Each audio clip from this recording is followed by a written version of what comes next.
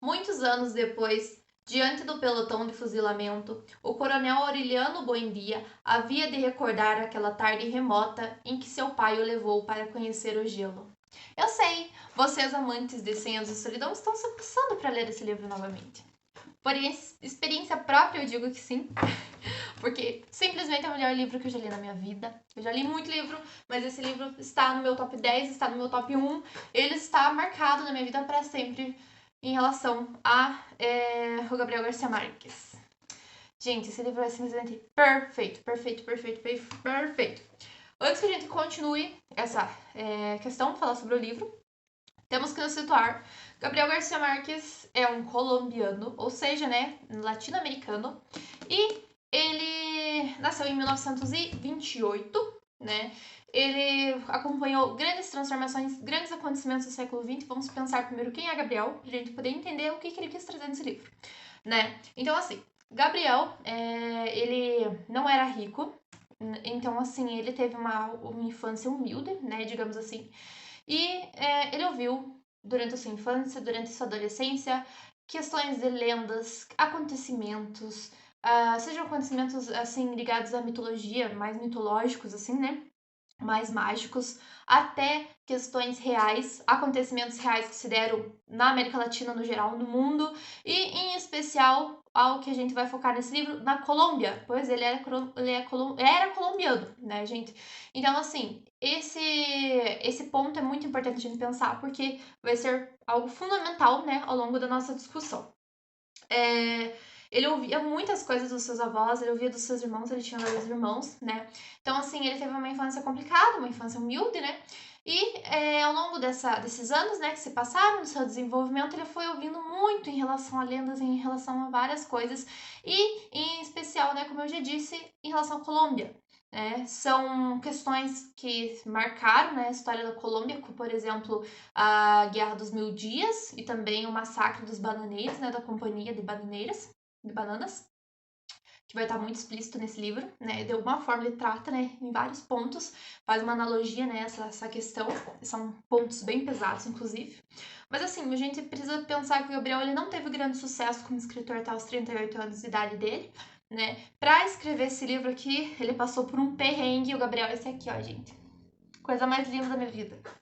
Ele passou por muito perrengue para escrever esse livro, né? Ele era casado, então, assim, diante de algumas transformações, algumas coisas que ocorreram na vida dele, ele, né, foi escrever esse livro e ele levou um tempão para escrever.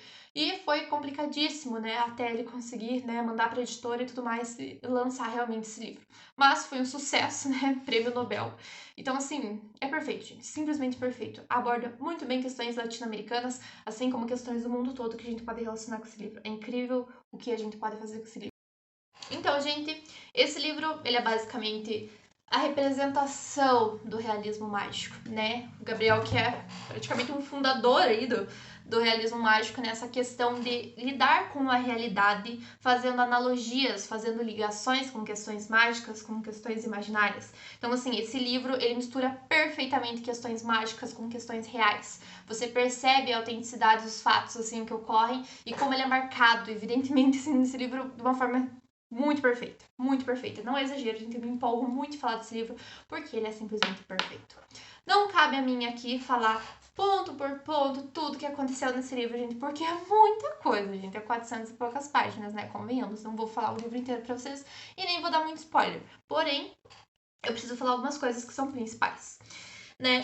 Temos inicialmente um casal, que inclusive, gente, no início do livro, a gente já tem aqui algumas versões desses livros aqui, de algumas editoras, elas lançaram uma árvore genealógica. Ó, nós temos José Arcádio com Úrsula Iguarã, né? Eles são um casal de primos. Esses primos saem do seu local de origem e vão se deslocar. Eles vão viajar e eles vão chegar em um local, tá? E nesse local eles vão se organizar ali para ficar ali e automaticamente eles vão criar o povoado de Macondo, ou a cidade de Macondo, né? E, né, a partir disso, a família vai aumentando, né? A gente vai nascendo os filhos, né? Ó, nasce, né, o José Arcádio. E assim, uma coisa que é bem É bem engraçado, mas eu vou acho que eu vou falar depois. Vou continuar aqui nessa parte aqui. Eu já estou. Então, a partir disso, né, vários acontecimentos, né, se dão. Os filhos nascem, os netos, os bisnetos, e é uma família com uma estipe longa, né? São várias gerações, são várias pessoas. E o que a gente percebe muito nesse livro é a questão de como essas pessoas vivem, gente. Quanto tempo elas vivem. A Úrsula, por exemplo, vai viver muito, muito tempo mesmo, assim. Você vai lá, tá quase no final da mulher, tá viva ainda, né? Ela tá lá do lado dos netos, ela tá lá dos bisnetos, dos tataranetos, então assim, é uma coisa muito louca, porque, né, isso não é real, né, mas cara, é incrível, eu fico numa empolgação que é incrível, assim. O barulho do telefone tocando e tudo mais, mas tudo bem. Eu vou tentar fazer mesmo esse vídeo de uma forma lúdica, gente, porque eu me empolgo muito pra falar desse livro, eu não tenho como falar de uma coisa, falar tão sério assim. Mas, enfim, vou até ler aqui pra me situar no meu roteirinho aqui. Então, nós temos nessa família que ela chega nesse local e eles fundam, né? O José Arcádio e a Úrsula, eles fundam essa cidade, esse povoado de Macondo. Fazemos uma analogia, o Gabriel, na verdade, fez essa analogia em relação à Bíblia, como, né, se dá essa criação, como se fosse a criação do mundo. Vamos pensar em José Arcádio e Úrsula como o início de tudo, né? Eles abordam muito essa questão dessa origem de tudo. Então, as coisas era tudo muito simples, era tudo muito primitivo e as coisas não tinham nomes, necessitava dar nome às coisas, né? Nesse início de Macondo. E a gente percebe também essa analogia também à América, à própria América, né? Onde tudo era muito pacífico inicialmente, antes da chegada dos europeus, né? Tudo muito pacífico, né? Em certos pontos, todo mundo vivendo, né? De uma forma, uma certa ordem, né? De um certo modo, para questões principalmente de sobrevivência, né? E é isso, né? A gente percebe essa analogia em questão da Bíblia, em questão em relação ao início da América, ao início de tudo. Então, assim, a gente percebe nessa questão do realismo mágico, fica muito presente nisso, nessa questão de religiosidade também ligada à questão dos 100 anos. Mas, a princípio, primeiramente, é isso que nós precisamos compreender. Dentro dessa família, gente, terão vários parentes, né? Serão filhos, netos, bisnetos, como eu falei para vocês. É muito engraçado um ponto que os nomes, eles se repetem, né? O nome do personagem, né, o primeiro, né, da família ali é o José Arcádio, por exemplo. Vão nascer outros, vão nascer Aurelianos, José Arcádio II, Aureliano II. Gente, os nomes se repetem muito, muito, muito mesmo. E a analogia que a gente faz a isso é a questão de uma história cíclica, né? Que a história cíclica, né? Ou seja, como se fosse um círculo onde os acontecimentos, as questões se repetem, né? Essa estipe, ela é marcada por isso, ela é marcada por essas repetições, né? Onde um ponto específico, especial e total, assim, no livro é a solidão, gente, tá? É a solidão. Essa família é marcada pela solidão. Em algum momento, em algum episódio da vida delas, vai estar presente a solidão, vai estar presente alguma desgraça, alguma coisa assim, tá? Porque a gente percebe que a vida delas não são elas que decidem o futuro, não são elas, né, que decidem o amanhã. E a gente vai entender isso mais pra frente e se você ler o livro, principalmente se você ler o livro, porque eu não vou dar spoiler do final. Mas o que eu quero dizer com isso, que não são elas que decidem, é uma analogia também, gente, ao povo latino-americano, que não são eles que decidiam, né, a vida deles quando, por exemplo, os europeus ou os norte-americanos chegavam aqui para explorar as terras, para explorar as pessoas. Eram esses exploradores que decidiam a vida, se eles viviam, morriam, como eles iam ser explorados, como eles seriam valorizados, né? Então, assim, como se eles não tivessem, né, um livre-arbítrio, né? Como se outras pessoas tivessem que decidir a vida por eles. Então, né, o Gabriel até faz um comentário, né, diante dessa questão, que ele fala que um dia, né, chegaremos à América em que as pessoas poderão decidir o futuro, né? E não serão mais uma estipe, né? Um grupo condenado à solidão, a 100 anos de solidão. Mas enfim, vamos continuar, né? Enquanto os nomes dos homens são nomes que se repetem, das mulheres não. Das mulheres a gente tem várias versões de nomes, né? É Úrsula e Guarã, nomes muito fortes. Úrsula, Remédio, Isabela, Santa Sofia de la Piedade. Tem Amaranta também, se eu não me engano. Gente, tem muito nome. Então, vou até ver aqui se eu não deixei passar nada pra vocês. Remédio Isabela. Tem vários outros nomes, gente, de mulheres. Então, assim, os nomes das mulheres a gente percebe que não se repete. Não pesquisei a respeito disso pra entender, mas, né, uma curiosidade aí, né? Que os nomes das mulheres são diferenciados. A gente percebe também essa analogia, né, da solidão que eu comentei com vocês, que o Gabriel faz, né? Como a América, né, como as pessoas decidem pela América, né, nesse período principalmente da exploração aí, século XIX, século XX, enquanto outras pessoas decidem pela América, enquanto nós ficamos isolados aqui, né, esperando pela decisão deles para fazer qualquer ato, para fazer qualquer ação, né, para seguir em frente.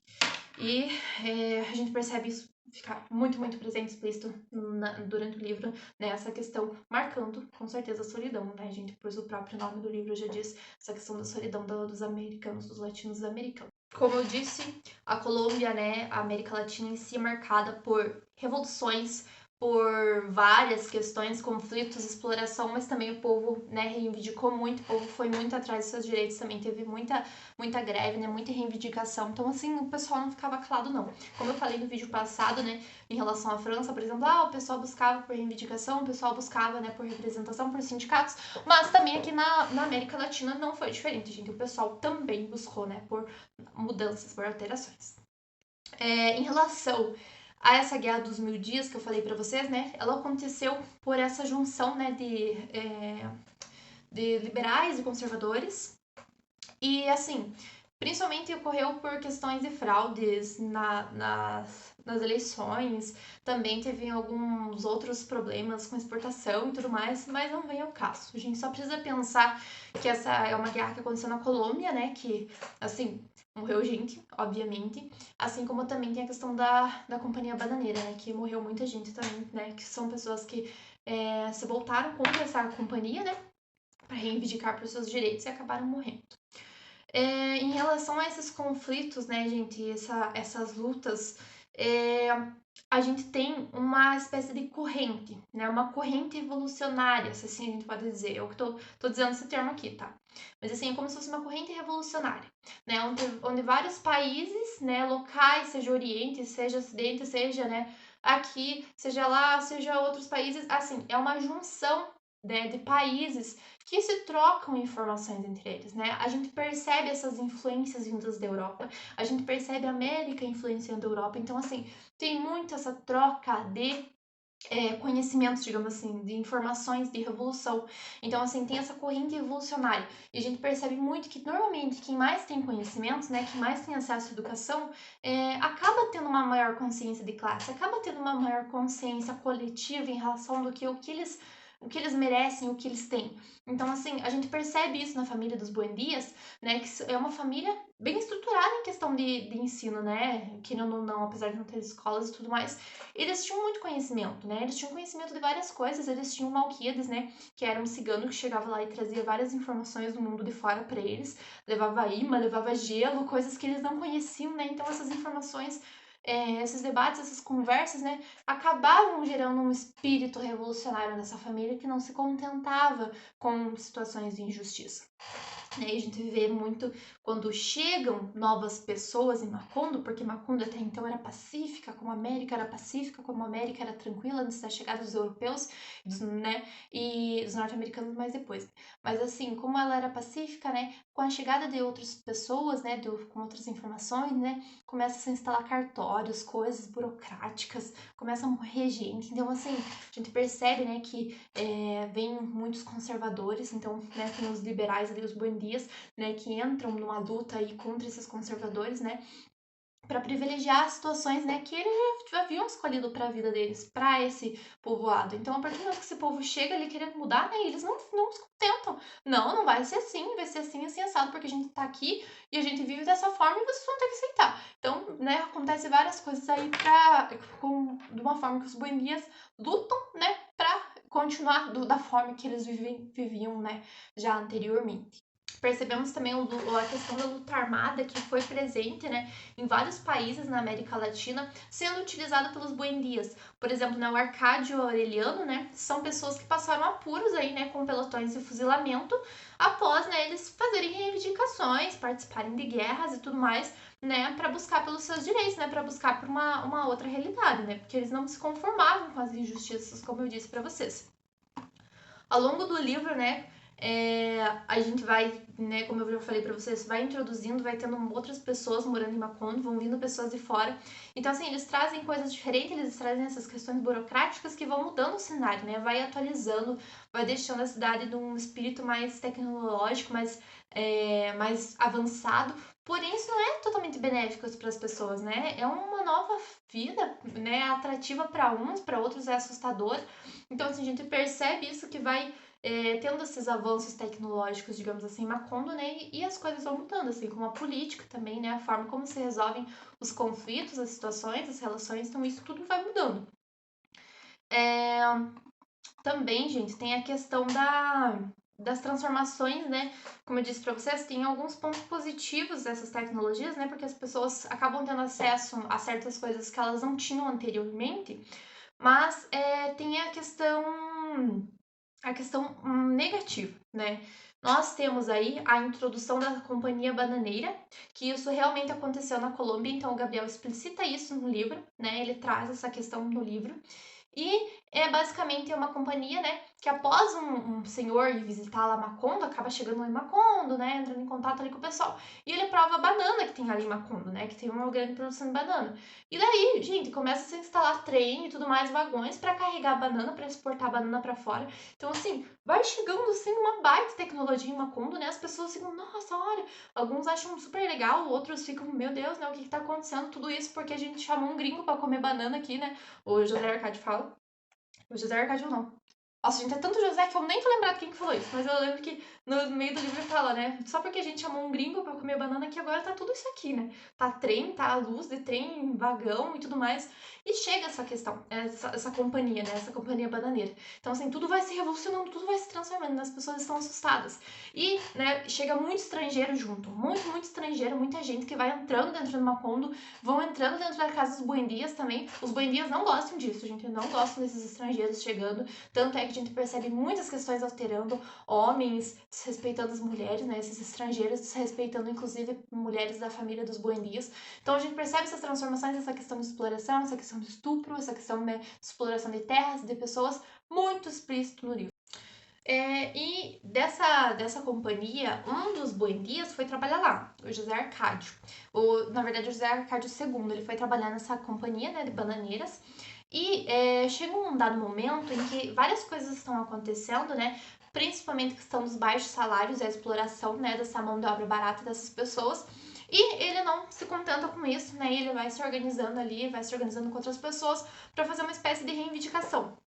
Né? E uma das reivindicações era a questão de um serviço médico que eles estavam prometendo e na verdade não existia nessa companhia. E tem um pedaço aqui do trabalho que a gente fez com elas, que inclusive eu vou ler, que eles reclamavam em relação à compra de presunto nos armazéns da própria companhia, que era realizado com o pagamento, né, que eles recebiam dessa companhia bananeira. Então, assim, eles compravam o presunto, né, e alguma outra comida que era fornecida pelo próprio comércio da empresa. Então, a gente percebe ai, como é que eu posso dizer para vocês? Essa centralização, né, do dinheiro. Então a companhia fazia de tudo para o dinheiro ficar centralizado. Eu percebi isso, a analogia que a gente pode fazer aos Zatar, gente, aqui da região, né? Que isso acontecia muito, né? Os trabalhadores do Zatar, né? Eles trabalhavam e eles recebiam dinheiro e eles gastavam nos próprios comércios que a própria empresa fornecia para eles, para o dinheiro centralizar, né? A gente pode fazer algumas analogias aí incríveis com esse livro, inclusive com a região aqui, né?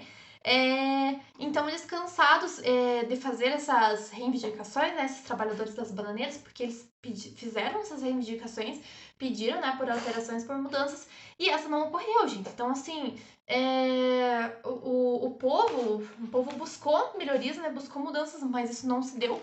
Então, eles apelaram, né, para uma questão mais, digamos assim, mais agressiva, né, Então, a companhia, né, ficou responsável e mandou algumas tropas para Macondo, gente, né, para cuidar dessas pessoas que estavam reivindicando, né, desses manifestantes. E o que acontece? Eles fuzilam as pessoas, gente, eles matam as pessoas assim em massa. Matam todas as pessoas, todos esses reivindicantes, digamos assim. E é um massacre, um massacre. E isso realmente aconteceu na Colômbia. E tem uma parte aqui do livro, né, que eu inclusive vou ler para vocês, em relação de como aconteceu, né, esse massacre. Mas tem uma coisa que eu quero ressaltar primeiramente, que é a questão de órgãos informativos.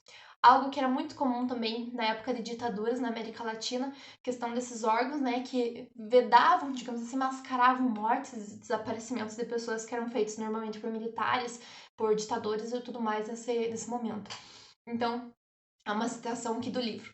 Na noite anterior, tinham lido uma comunicação nacional extraordinária para informar que os operários tinham obedecido a ordem de evacuar a estação e se dirigiram para suas casas em caravanas pacíficas. A comunicação informava também que os dirigentes sindicais, com um elevado espírito patriótico, tinham reduzido as suas reivindicações a 2 pontos: reforma dos serviços médicos e construção de latrinas nas vivendas, né? Muito pacífico, tudo muito de boa, né? Só que não, gente, só que não. Isso foi passado para a população, né? Foi informado à população que aquele grupo, né, que estava reivindicando, foi resolvido pacificamente, que tudo deu certo, né? A gente percebe isso muito em 64 também na ditadura aqui no Brasil, nessa questão dos órgãos informativos que, na verdade, não eram nada informativos.